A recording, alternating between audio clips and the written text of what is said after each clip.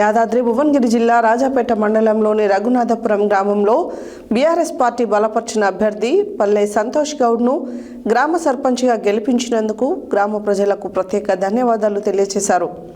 Major గ్రామ పంచాయతీగా ఉన్న రఘునాథపురం గ్రామాన్ని మండలంగా చేయడానికి అన్ని అర్హతలు ఉన్నాయని అన్నారు.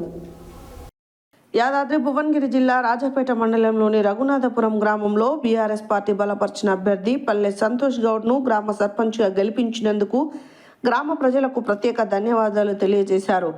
ఈ సందర్భంగా ఆయన మాట్లాడుతూ గ్రామాన్ని అన్ని విధాల అభివృద్ధి పదంలో ముందుకు తీసుకెళ్తారని తెలిపారు. మేజర్ గ్రామ పంచాయతీగా ఉన్న రఘునాథపురం గ్రామాన్ని మండలం చేయడానికి అన్ని అర్హతలు ఉన్నాయని అన్నారు. అనంతరం మహిళలకు ఇందిరమ్మ చీరలు పంపిణీ చేశారు.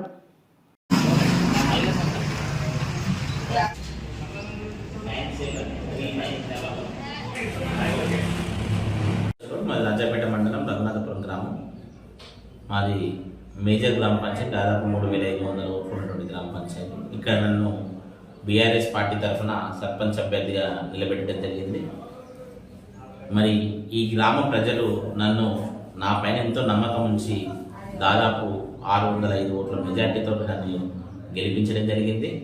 ఖచ్చితంగా నేను ఈ గ్రామ ప్రజలకు ఇచ్చినటువంటి హామీ, నా పైన పెట్టుకున్నటువంటి నమ్మకాన్ని వమ్ము కానివ్వనని, ఖచ్చితంగా నేను ఇచ్చినటువంటి హామీలన్నింటి కూడా నెరవేర్స్తానని, అందరికీ కూడా 24/7 ఎలాంటి ఇబ్బంది ఉన్నా నేను అందుబాటులో ఉంటానని కూడా నేను హామీ ఇవ్వడం జరిగింది. అంతేకాదు ఈ గ్రామానికి నేను పదవి లేకున్న గతంలో చాలా అభివృద్ధి కార్యక్రమంలో నా భాగస్వామ్యం ఉన్నది. అంతేకాదు ఇప్పుడు ఖచ్చితంగా రానున్న 5 సంవత్సరాల్లో నాకు సాధ్యమైనంతగా అభివృద్ధిలో ఈ రఘునాథపురం గ్రామాన్ని జిల్లాలో ముందుకు తీసుకెళ్తానని నేను మాట ఇస్తున్నాను. మరొక విషయం ఏంటంటే, గతంలో మా గ్రామం మండలం కావాలని చెప్పేసి దాదాపు 400 రోజులు దీక్షలు చేయడం జరిగింది. మరి అప్పుడు గత ప్రభుత్వంలో వీలు కాలేదు. మరి ఈ రోజు ఉన్నటువంటి స్థానికంగా ఉన్నటువంటి ఎమ్మెల్యే గారు కావచ్చు, ఈ ప్రభుత్వం కావచ్చు, గతంలో దీక్ష స్థలిని సందర్శించినప్పుడు కూడా మా ప్రభుత్వం వచ్చినటువంటి అయితే వెంటనే మేము రఘునాథపురం మండలం చేస్తానని చెప్పి కూడా హామీ ఇవ్వడం జరిగింది.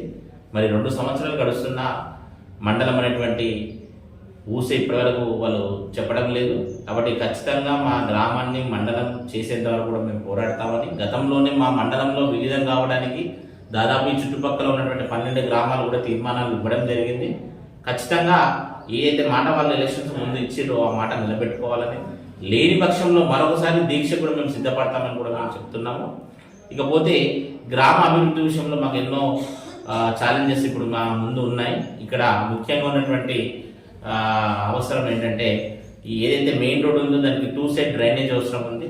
ఆ డ్రైనేజ్ కూడా చేపిస్తానని మాట ఇస్తే దాదాపు 2 కోట్ల రూపాయలతో ఆ డ్రైనేజ్ శాంక్షన్ చేయాలని చెప్పేసి కూడా ఈ ప్రభుత్వాన్ని మేము కోరుకుంటున్నాము.